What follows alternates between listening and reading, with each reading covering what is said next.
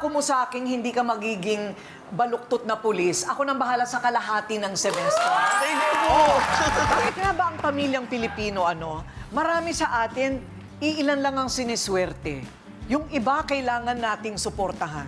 Naisip mo ba yon, Glenda? Opo, naisip ko po na kapag yung mahirap ka, kailangan suportahan natin yung pamilya natin. Tapos kung kaya, go lang gawin natin ang Go dapat lang na ng go. Pero ang tanong ko nga, bakit parang hindi lahat swertihin? Para lahat nakakapag-ambag sa bahay, Meron talagang mga pinagpala na nagkakaroon ng trabaho, oportunidad, pero hindi lahat ng magkakapatid.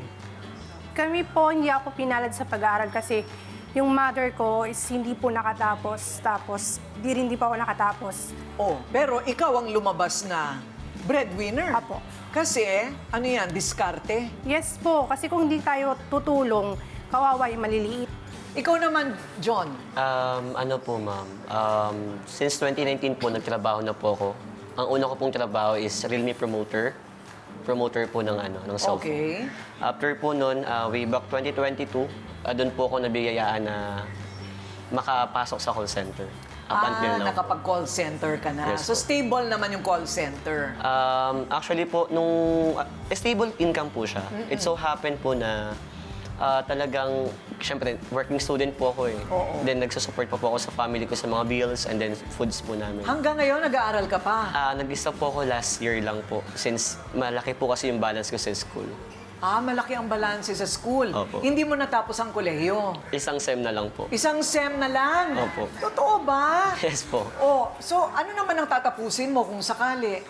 BS Criminology po. Kaya ngayon po, continue po akong magtrabaho ng call center po. Yun po, every sahod ko po, nagbibigay po ako ng 2,000, 1,500, since nagbibigay pa rin po ako ng panggamot para po sa lola ko. Ay, naku, ang daming pasanin ng batang ito. Yes po.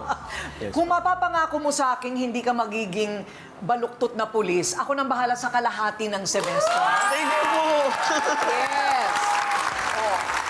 Thank you, ma'am. Thank you po. Oo, kalahati. O sa kalahati, pwede ka na magsimula. Yes po. Tapos hulugan mo na lang yung kalahati, right?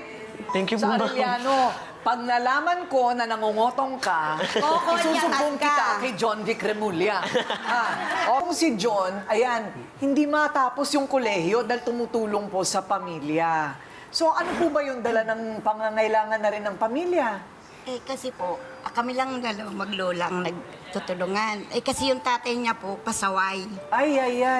Yung ano Ikulong kasi, mo. may ano po kasi, Pakulong natin. Oh. hindi po may asawa kasi, siya po kasi ang pangalawang asawa, anak sa pangalawang asawa. Okay. May anak po yan na dalawa sa una. Oh. Tapos, parang namatay yung nanay niya ng kinder pa lang po. Oh. Ako na po ang nag-alaga sa kanya mula sa pula, iniwan sa akin ng nanay niya. Nag-aaral naman po siya, kaya lang yung pagalit po siguro ng tatay niya, parang dinamdam niya. So mama, yung nag-rebelde po siya kasi. Oh. Tapos sabi ko sa kanya, buti po nakinig sa akin. Kasi nagtrabaho po ako volunteer lang ako sa madre. Hindi ko po siya kayang patapusin talaga, ma'am. Sabi ko. Pero magaling kasi Tapos, madiskarte si John. matalino po siya. At matalino. Oh, ang galing mag-Ingles Kayo na abroad. Siya po kasi yung pinakapanganay sa amin. Tapos, kung tatanungin po ako kung dapat obligasyon niya pa bilang breadwinner kami, para sa akin po, hindi na po dapat. Pero sobrang thankful po ako kasi mas pinili niya po kaming tulungan. And kung mabibigyan din talaga kami ng chance, lalo na po ako, na tinulungan niya. Kung bibigyan ako ng chance na makakapili ulit siya kung tutulungan niya kami or yung sarili niya, sasabihin ko talaga sa kanya na tulungan niya yung sarili niya.